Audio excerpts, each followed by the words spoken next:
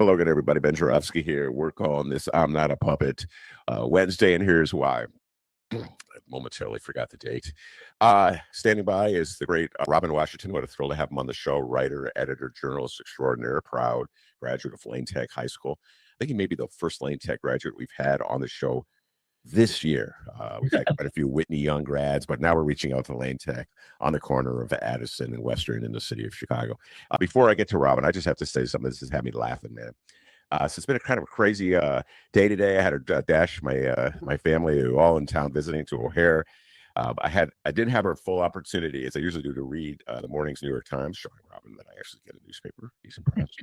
But this headline, man, is so funny. I'm just like, senators ask if pick for Fed is a puppet, and that would be Kevin Warsh, the pick by Donny Trump to lead the Federal Reserve.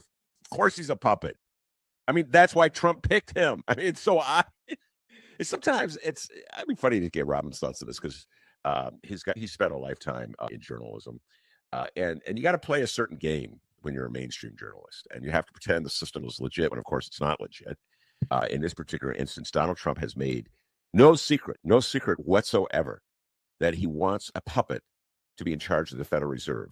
That any inch of independent thought from the Federal Reserve in terms of raising interest rates or lowering interest rates, with Donald Trump assumes that any fluctuation in the economy, any increase in inflation, any increase in joblessness will reflect badly on him. So he wants the head of the Federal Reserve just to do whatever he says at that moment, no matter what the long-term consequences for our economy are, just to deal with the political reality of inflation or the political reality of joblessness. So you need a puppet. You need a person that is at your command. Either they will know the message because they are smart enough to see where you're going. They'll read your little dispatches, your posts, etc. Or you literally call them up and tell them, one or the other. That's what he wants in the job. And Kevin Warsh is saying, no, I've had no phone conversations with the president. No conversations whatsoever. Duh, you don't need, first of all, I'm not even sure that's true. I will see Robin Washington believes if that's true. But secondly, let's say it was true. Let's say it's remotely possible that Donald Trump somehow or other had enough discipline not to tell Kevin Warsh, I want you to do X, Y, Z. Wasn't it the President Zelensky, Ukraine? Remember that one? Hey, you play ball with me and this Biden stuff. I'll take care of you. I'll give you your arms. Remember that one, Robin Washington? Yeah. So President Trump is not usually shy about saying what he wants from people. That's how he got to where he is. He's incredibly willful. Things that may restrict me or Robin Washington, let's say, or producer Chris, just like asking of something or demanding of something, even that it crosses an ethical line, he doesn't even, no problem to him. He wants to win. He wants what he wants at that moment. So the notion that Kevin Warsh will be independent after Donald Trump has just been assailing and assaulting the Federal Reserve Board, suing Lisa Cook, going after Jerome Powell, the notion that this guy would be anything other than a puppet is ludicrous, and yet the New York Times has to pretend as though it's a legit process. All right, I've done with my oration. I've done yelling and railing and ranting like some old socialist in a park. I'm going to bring on the great Robin Washington. Robin, thank you so much for coming to my humble podcast. It is a pleasure. All right, we'll see about that. We just started. I was like, well, the start is okay. Any thoughts whatsoever on my opening oration? First of all, do you believe Kevin Warsh when he says he's had no conversations with Donald Trump about the nature of his servitude? And what's your thoughts about having to play the game the way the New York Times is playing it? Go ahead.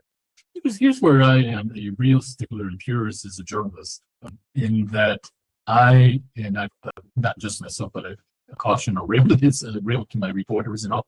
When I've been an editor, not to do this. Never try to get into somebody's head. I can't say what anybody feels, thinks, believes, right? You read it all the time. The mayor believes that the waterworks will be blah, blah, blah.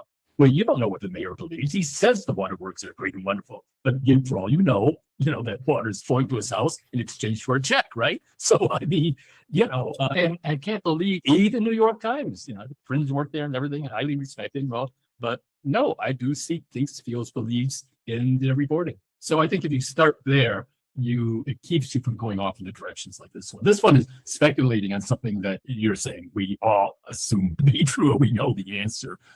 But having said that, we don't know for sure. I don't know what goes on in Warsh's head, why he would do this, right? If he truly is independent and he looks at the president's record of what the president wants out of his his appointees, it's not in the business. So if he truly is, why would you take the job?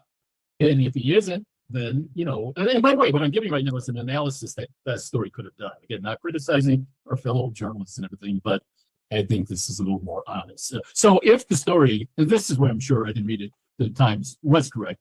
I hope they said Warsh says he blah, blah, blah. Yes. They did a good job. And so did Associated Press. I forgot I read 3 different versions of the same story, which is a cry for help. But they all did a pretty good job, in my humble opinion, Robin, of setting up the situation where it is so obvious that this man is being selected by Donald Trump to carry out Donald Trump's agenda, whatever that agenda may be. It may switch from day to day, as we've seen with the war in Iran. Like whatever the official line is from Donald Trump at that very moment, this man is supposed to echo it. He is supposed to be a loyal servant of the president of the United States, which means changing from day to day, maybe even hour to hour. It means waking up with surprises. Can you imagine, Rubio, when he woke up one morning, what was it, over a year ago now, and he heard Greenland? See, that's another one. I mean, okay, and I haven't down that path. Marco Rubio. I'm old enough to remember the 2016 presidential Republican primary, Robin. I remember Rubio's stand. Don't elect this guy. Okay, I'm warning you. Now he's like, oh, Mr. President, you're so smart. You're so wise. Please, please, please pick me in 2028.